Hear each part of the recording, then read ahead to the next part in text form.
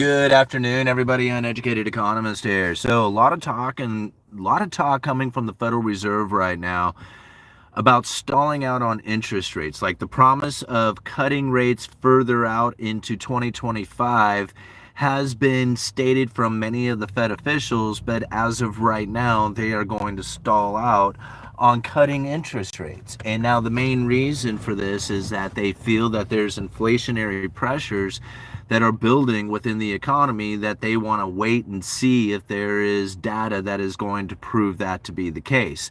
Now, what I find interesting about it is that the delivery of this information that the Federal Reserve is doing right now, like a lot of people say, hey, the Federal Reserve isn't doing anything. They really haven't delivered a message, but that is not true. They are actually delivering a message that is going to have an inflationary expectation that is built into it. See, if they were to stall out on the rate cuts and come up with the idea that they are trying to say stay the course of action to continue on with the inflation fight to bring inflation down, then that would have a disinflationary kind of expectation from it. It would have a lowering of inflation expectations. Like the people would look at the Federal Reserve and say they're stalling out on rate cuts because they're trying to keep the pressure on inflation to push it down. But instead, the delivery of the information was they are trying to combat inflationary pressures that is coming from either the threats of tariffs or supply chain breakdowns or something of that nature. Now the people are pushed in, the information that is pushed into the people now is being delivered in a way that says, hey, I have this inflationary expectation that is beginning to rise. See, the Fed stays still. They didn't do anything, right? They keep their rate cuts, still, right? Not cutting, right? Just keep the rates right where they are at. The promise of delivering more going into the future, but the reasoning that they are stalling out either has an inflation expectation or a disinflation expectation that is being delivered with that message. This is important to understand because the message that is being sent is that there is an inflationary pressure that is building, which then the people hear and then start to believe that inflation expectation is going to come to the future and then behave in a way that actually creates the inflationary scenario. Whether it's, again, built from the idea of tariffs or, even the Federal Reserve and their money printing schemes, if that's what you want to, take into consideration. There's all these ideas of what is causing inflation, and the Fed is pushing that idea out there. Now, again, if they had delivered the message with, we are trying to stay the course of action to make sure that inflation continues on its path downward, then that would have a very disinflationary expectation within the people's mindset, and then that would create that disinflationary outcome, right? And again, the Federal Reserve is using their words. This is how they are using the credible threats in order to guide the markets. And once you see it, once you recognize it, it's a lot easier to understand. Most people want to incorporate a lot of politics into it or, geopolitical conflicts or just something of that nature, but it really doesn't need to be looked at in that fashion. It really needs to be looked at in the way that the Federal Reserve has really expressed how they're conducting themselves with their monetary policy, and that is through their words. Like how they deliver that message. And now I'm finding it to be quite clear right now that the no rate cuts that are taking place right now, the way the Federal Reserve is delivering that information is going to create an inflationary expectation behind it. Because that's why they're saying it. We are not cutting right now because we're worried about all these other things that haven't happened yet. And with that, the people's expectation then becomes elevated, which becomes a self-fulfilling prophecy. And again, if they delivered this no rate cut message with one of we're trying to stay the course, trying to make sure that inflation comes down, not one that is we see inflationary pressures building, like if they didn't deliver it with that message, then it would have a disinflationary expectation behind it. Again, they don't have to do anything. They just have to deliver that message in the way that they feel is appropriate for their current monetary policy stance.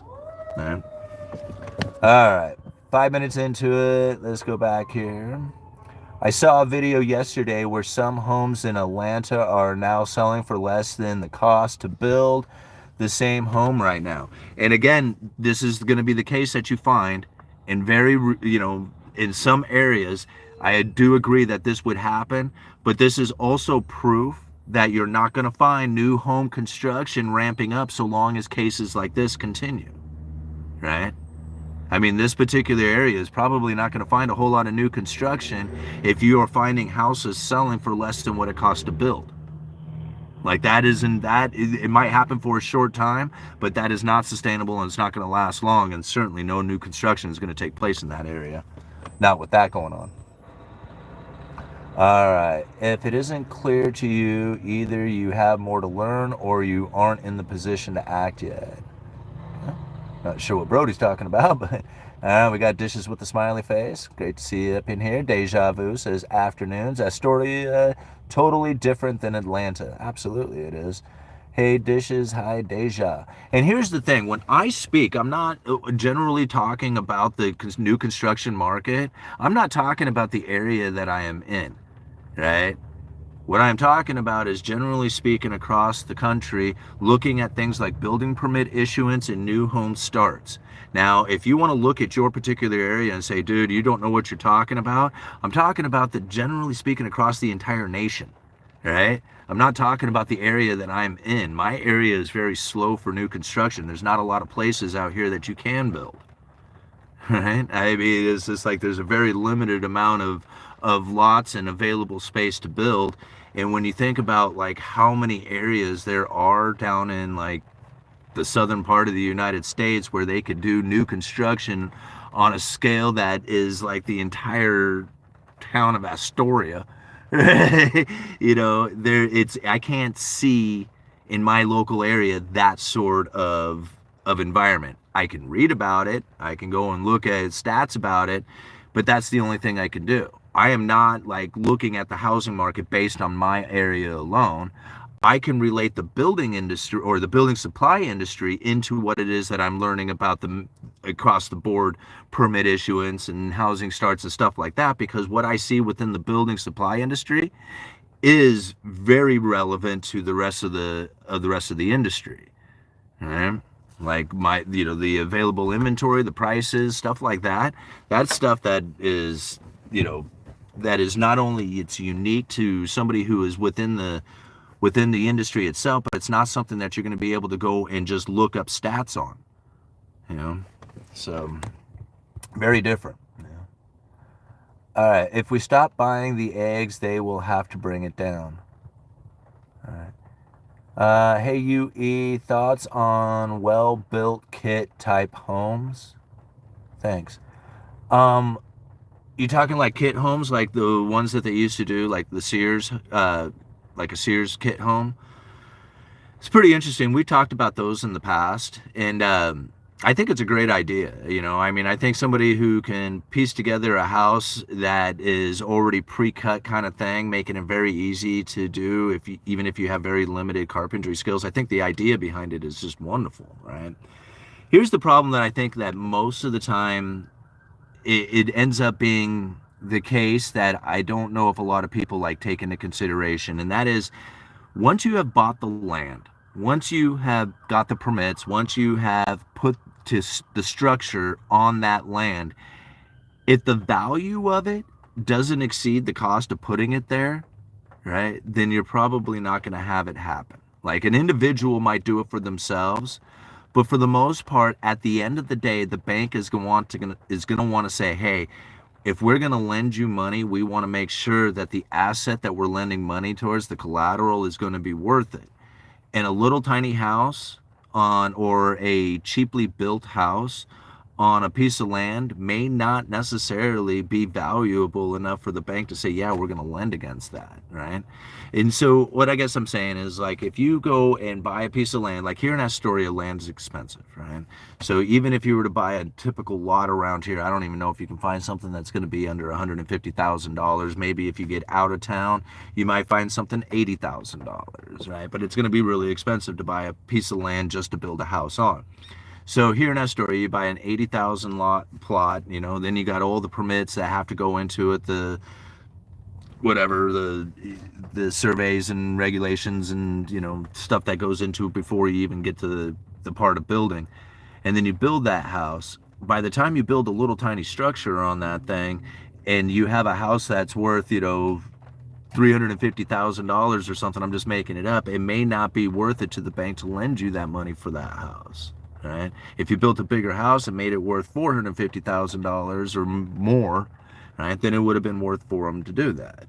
So the cost of buying the land, building the house, the material, and everything that goes into it may not be worth it if you build a little tiny house. That's that's the profit margin that is just not there. That's why builders don't do it. It's because by the time they put all that effort, time, and labor, and everything that goes into it, if they don't build a big, expensive home, there may not be enough profit margin into it for them to do it. It's not that they don't want to build little homes. If their little homes were profitable, they would sell them. I mean, hell, it's easier to build a little tiny home than it is a big, giant home, and it would be faster to do it. But if there's no profit in it, nobody's going to do it. And that's the case, The more expensive the land is, the more expensive the labor is, the more expensive the permitting is, the more expensive of a home you need to cover all those costs. All right, the original kit homes were not cheaply built, and we have those homes to look at and see the quality. Okay, here I totally agree with you, Pool Guy, but I don't think you understand or maybe relate to the nightmare scenario that came from that. See, this is the real truth about this scenario, is that Sears came up with a really great idea because they weren't the first ones to have these kit homes. Now we're talking back in the the turn of the century. There was several companies that were churning out these kit homes where they would deliver to the job site every piece of the house pre-cut with instructions to say, here, put piece A to piece B and put a nail in that, and next piece, right? So they literally had instructions piece by piece on how to get this house together, all the way down to like the doorknobs and stuff like that. Like, it was the complete house. Awesome. Somebody with limited carpentry skills could build one of these things up, and they were awesome, and everybody was loving the idea behind it. Now, here's the thing that Sears did that was quite unique comparatively to these other kit homes that were being, these other companies that were producing these things, is that Sears offered something that nobody else was doing: financing, right? Because not everybody could afford these kit homes, but Sears said, hey, we will lend you the money, or here, you get this, and you can make us payments on these homes. So now, all of a sudden, you had Sears delivering a lot of kit homes, because people had the ability to now make the payments on it. So yeah, they're in it. Here, all these Sears kit homes get out there. People are putting these things together. They're making the payments on it, and then the Great Depression hits. Uh-oh. Now people can't make their payments on their homes. And Sears has to go and foreclose and repossess on a lot of these homes. So now all of a sudden, Sears is in possession of a bunch of homes that they not only financed to get built, right? So they basically lent the people this money to build these homes, but then when they refinanced on it, they took possession of the home. Think about all the free labor that went into the construction of that home that Sears got a hold of. You see what happens here? It was a political nightmare. It was a PR campaign nightmare for Sears to deal with. That's why they ended it and they quit doing it. The idea is great. But then now here, you're going to lend a bunch of money, or, have these people make payments on a house that they put all the labor, free labor into, and then if the moment comes that they can't make the payment anymore on it, you're going to have to go and take it from them. Take all that free labor from them. Okay? Because that's what will happen. Like, some people will be able to do it, right? There's going to be a bunch of people who will be able to, to make the payments and build their own home and do all that other stuff. But then there's going to be a whole bunch of other people out there who are not going to be able to make the payments, and those homes are going to get repossessed, and they are going to be very pissed about how much labor and effort they put into it, knowing that they didn't get a dime out of it, right? Because that's what's happened in the past. So I'm not trying to predict the future or anything when it comes to these kit homes. I'm just saying that's the case of what took place in the past, and it very well could happen again in the future, especially if you consider that you have to buy the land first and then it gets repossessed. Great, because you're probably going to use the land for collateral to get the loan anyway. Okay. Okay, I think Amazon will deliver one to an empty lot. They will finance too. Guys built workshops then, now they have man caves to pretend. Yeah, that's so true. Listening from a Sears kit home, yeah. There's quite a few of them here in our area. They're cool homes too. They're nice, they're neat. Mortgage, the worst word for financial slavery and the separation from the rich from the poor. Yeah, I mean, I guess this all depends on how you use that mortgage. I mean, there's good debt and bad debt. You take out a mortgage on a house and then you rent that house out. That's good debt, man. That's going to be a return to you, not a burden.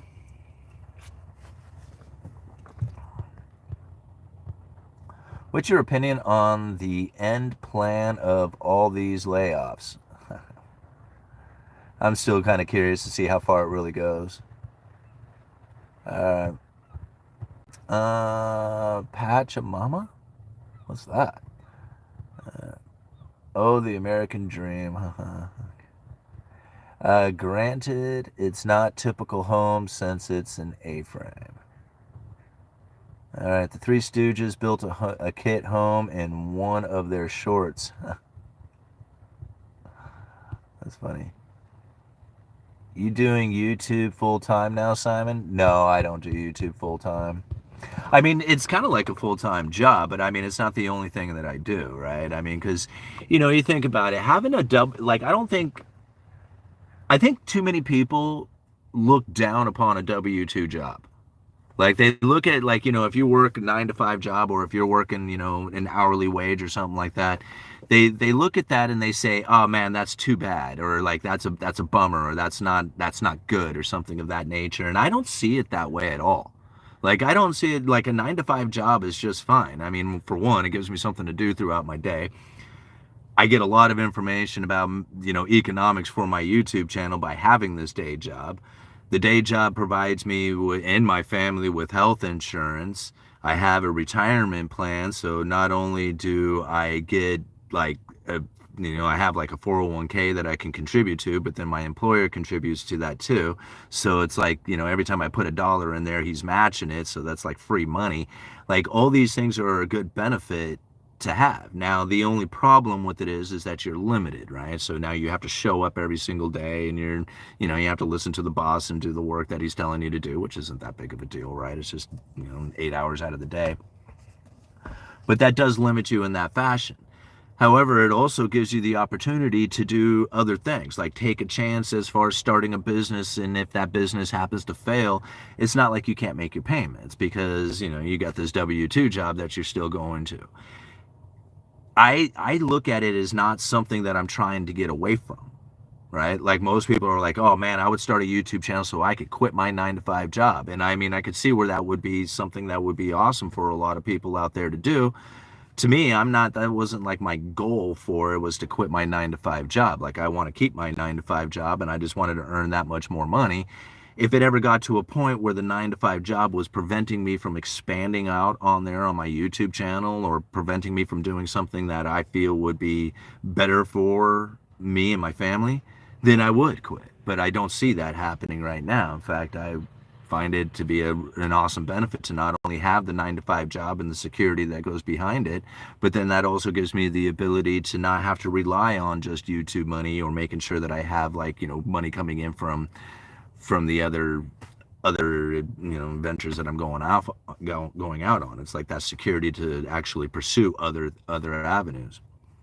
So to me, no, I'm not going to quit, and not anytime soon, not unless something else comes up that would make it more reason or make it sense to quit. Federal Reserve needs audited and reformed. Yeah, or not. I mean, whatever. It's like, I mean, I've heard so many threats and possibilities of that I just don't think it's ever going to happen, and so, if it does happen, cool, I can't wait, love to see it, but, I have very little expectations of hope of it actually, happening or taking place or being any kind of real audit, Austin was overbuilt. You are too much. Pachitana, I don't know what that is. Okay.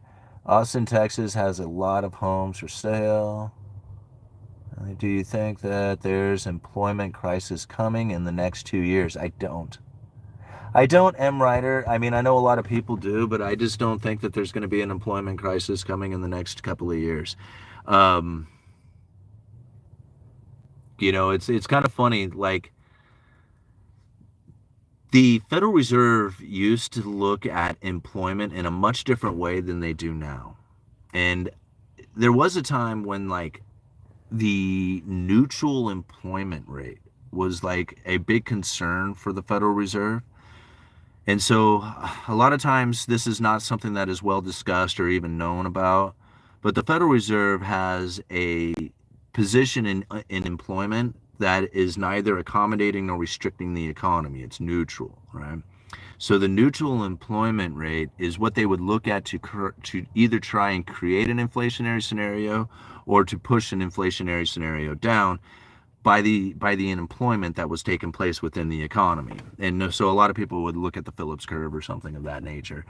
But ultimately, if they wanted to create an inflationary scenario within the economy, they would try and ramp up employment. So basically lowering interest rates, companies would go out there, borrow that money, start investing that money into building equipment, hiring people. Once they've hired people, those people start working, more income, more spending out there in the economy. So more aggregate demand is increased by the amount of people who are working because those companies have been hiring due to the fact that the Federal Reserve had lowered interest rates.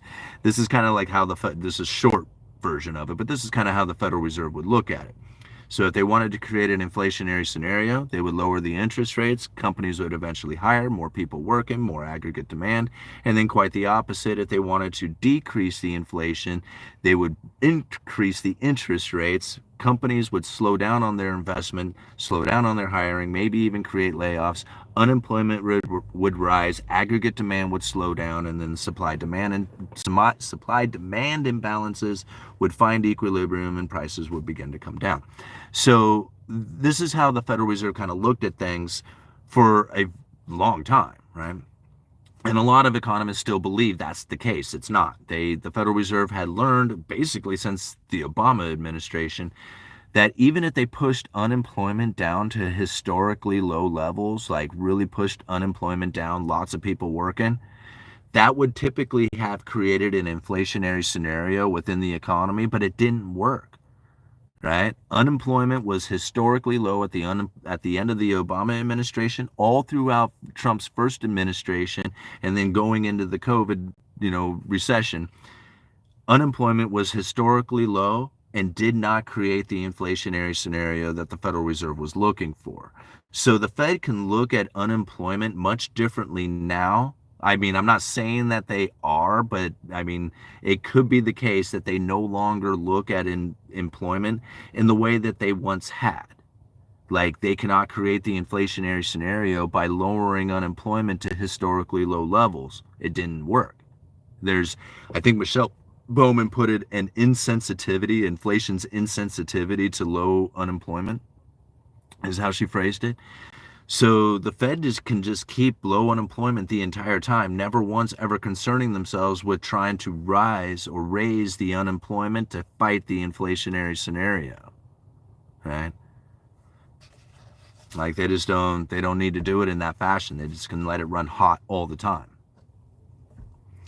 And seeing as how, like, the Fed is no longer conducting themselves the way that they used to, but nobody really sees that, I think that's going to be really difficult for, like, the rest of the economy to try and absorb and understand, right? That they just don't look at it like that anymore.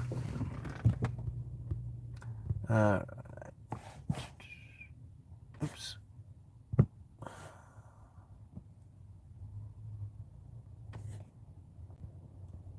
All right, let me cruise down here. We got Clear Glass Studio says, talking to Brady. Yeah, let's see. I'm lost, I think, but it's also true. People work for years and get nowhere. I'd say you make money after a couple of months and is rare. I just need prices and rates to come down a little so I can buy my dream property and build a house on it. How can Trump make this happen? I've already used my FHA loan and rental I own. You see things like that? Okay. Um, I would have, I mean, I think the number one thing you should probably do is probably exit out of the expectation that Trump can do something about that.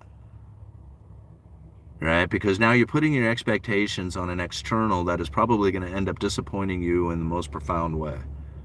Right? So that would be the number one thing I would do, is not put any hopes or dreams or expectations that the Trump administration can do something about fixing your problem.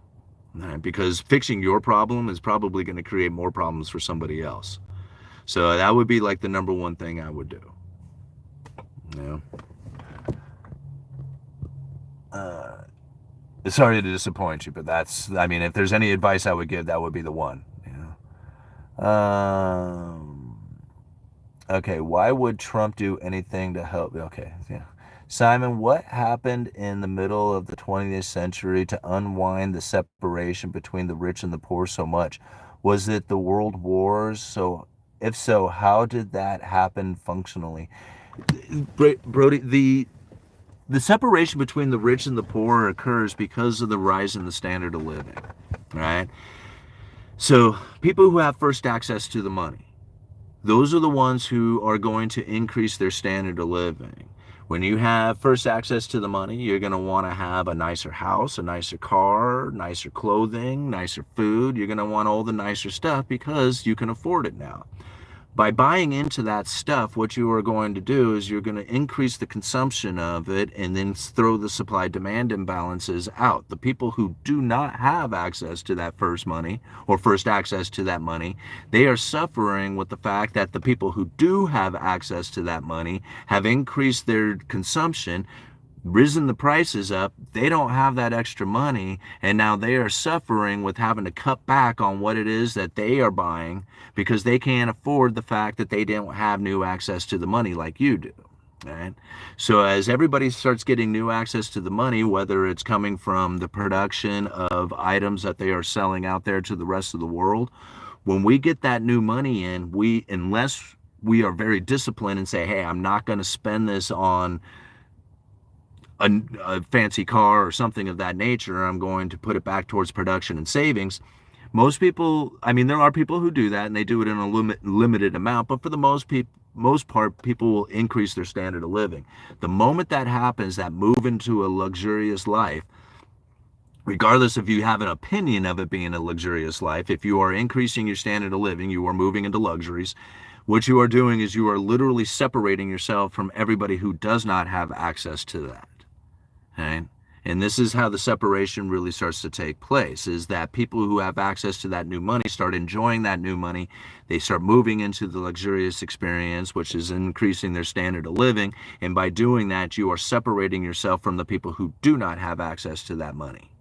And so this is what we were facing here in the United States when we were a manufacturing powerhouse. People didn't really notice it at the time because as that new money was coming in and the people who had first access to it, like the manufacturing, people who were working good manufacturing jobs, they were spending that money on buying houses and cars and going on vacation, but it was for an entire family. Right? So all this money that was coming in was supporting all these different people, even though it was a single income.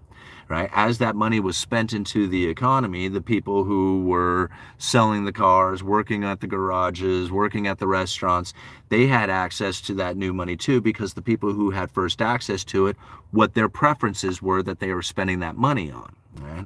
So now we think about this in this sense, is just like, yeah, this is a great flow of money that goes into the economy through the manufacturing of good items that we're going and selling to the rest of the globe out there.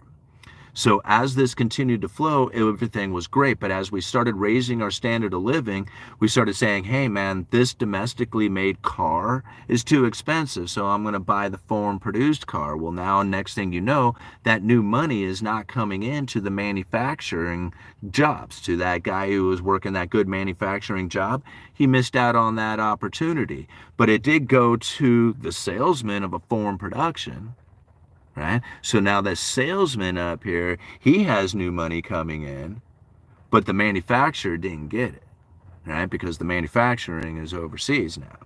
So this is where the new money comes in, and all those other people are now being left behind. And so they wonder why it is that they can't keep up with the person who does have access to the new money, which is the one who is, dealing with these foreign production over here. It's advantageous for them, and so on and so on. All right, thank you very much, Felix the Cat 69 for the $20. I really appreciate that support. You guys are always so awesome with these super chats and supporting the Uneducated Economist. Please explain how receiving 50K DOGE dividend checks will further separate the rich from the poor when I will buy Tesla shares with mine, okay, which immediately right there, just that in itself, I will buy Tesla shares with mine, means that you have moved into a capitalistic position, meaning that you are deploying that money, that capital, to a return, right? This capitalist and property owners are the ones who separate themselves. So you immediately, with your own mindset, have now begun to separate yourself from the poor, right? You are creating the inequality just simply off of your plans to deal with that. All right, shares with, okay. I will buy Tesla shares with mine, and others will use theirs to down payment for a lease of Tesla wealth transfer, right? That's exactly right. You take yours, you're going to take your $5,000, you're going to buy into Tesla stock, which is then going to put you in the capitalistic position where you're going to get a return on your capital because you put it towards a company, and hopefully that company does good, right? I mean, if it doesn't do good, then you fail. But, for the idea is that you're going to actually put it towards something that's going to grow. That company is going to do better in the future, and you're going to get a return on that from deploying your capital in that direction. Other people will take that $5,000, put it down on buying the Tesla itself, which then again takes that $5,000, transfers it to you because you're the property or the capitalistic owner, right, of the stock itself. So every time somebody buys a car, that's benefiting you. So they're going to take their $5,000, put it towards this car that they're going to be making payments towards, and this separates them because now they are forced to now go to work to make the payment on that car. Every time they're making the payment on that car, it's actually benefiting you because they have purchased the item that it is from the company that you are now invested in, right? So this is how it separates the rich from the poor. Most people will end up going and buying the car. Very few people are going to take $5,000 and go and buy stocks. Right? Some people will, but the people who are doing that are already disciplined people who are probably already on the path to separating themselves, getting on the other side of the wedge. Right? It's just like as soon as you hand that money over, as soon as the money is injected into the economy, and I don't care who gets it, I don't care if it's the rich, I don't care if it's the middle class, I don't care if it's the poor. The moment that you enter that money into the system, the separation between the rich and the poor begins. Right? It will separate the rich from the poor the moment that you hand it. You can hand it all right to the poor. They will do things with that money that will separate them from the rich. Some of them will become rich themselves with the idea that says, hey, I'm going to be disciplined and I'm going to deploy this into stocks, bonds, property, something of that nature. Most of them will blow it on a good time. When they blow it on a good time, it goes to the rich. Right?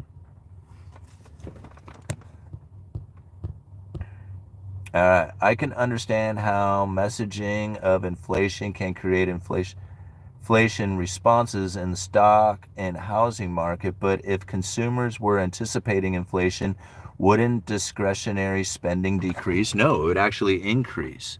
See, this is the problem. Like if you thought for sure that tariffs are going to create inflation, are you going to wait for the inflation to take place before you go and make your purchase?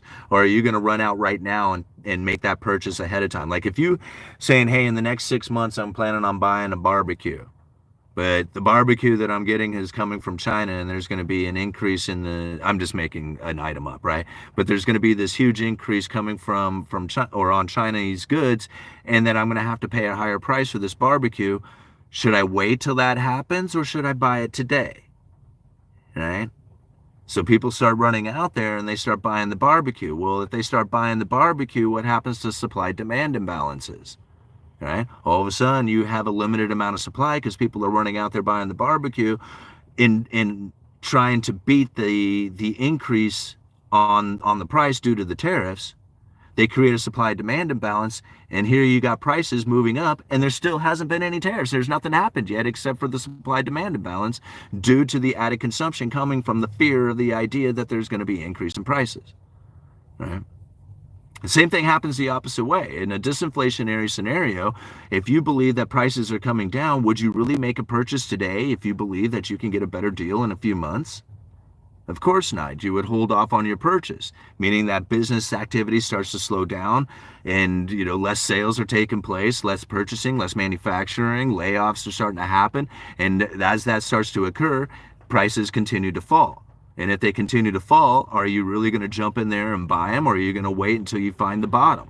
And this is where a disinflationary, spiral starts to take place. It's one of the things that the Federal Reserve is desperately scared of. They do not want a deflationary nightmare, right? Because once it starts taking hold, it's almost impossible to stop, right? People will just keep backing out, pulling their money out, saying, no, man, prices are getting cheaper and cheaper, and I want to be in a cash position. I don't want to lose any more of my money as the prices continue to fall, and they just keep pulling their cash out and hoarding it. And, this is where, the Fed is trying to prevent that from happening.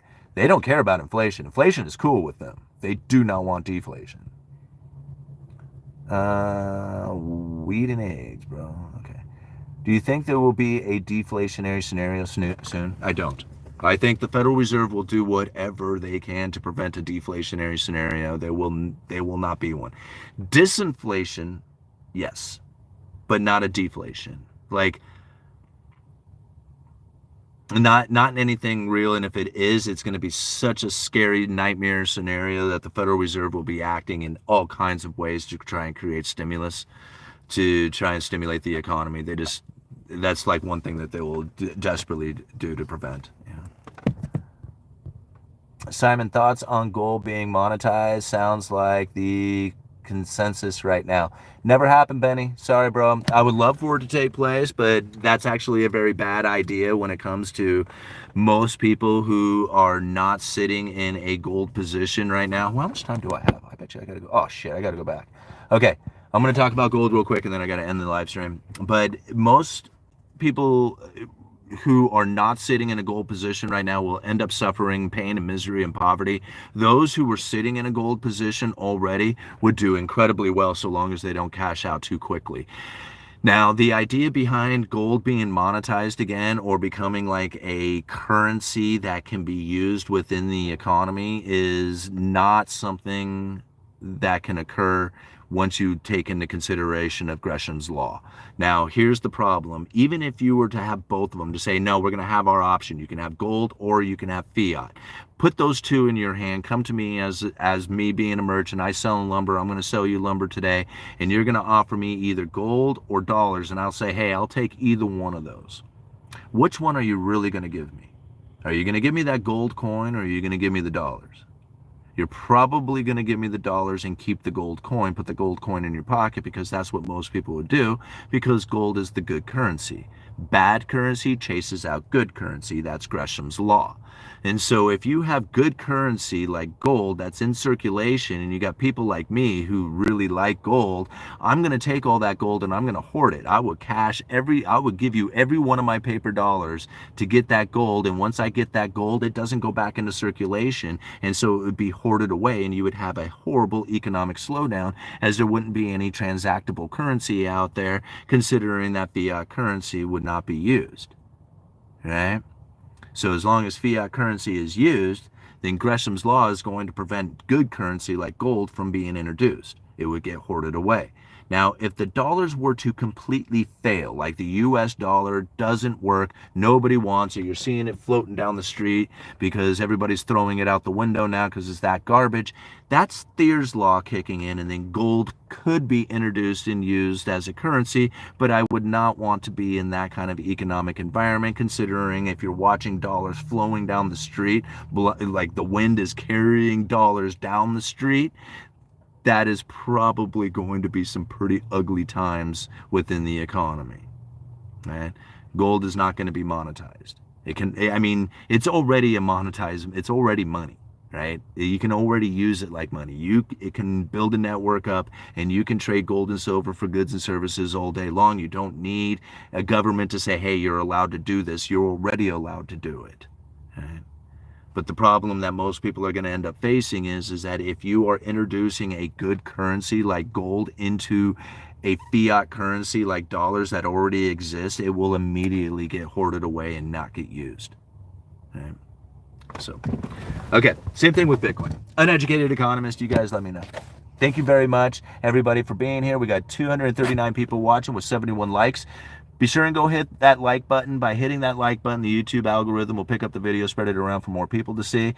Thank you very much for that $20 super chat. I really appreciate the support to the Uneducated Economist. You guys are always so generous and so helpful and so awesome to be here. I just can't thank you enough. So, Uneducated Economist, you guys let me know.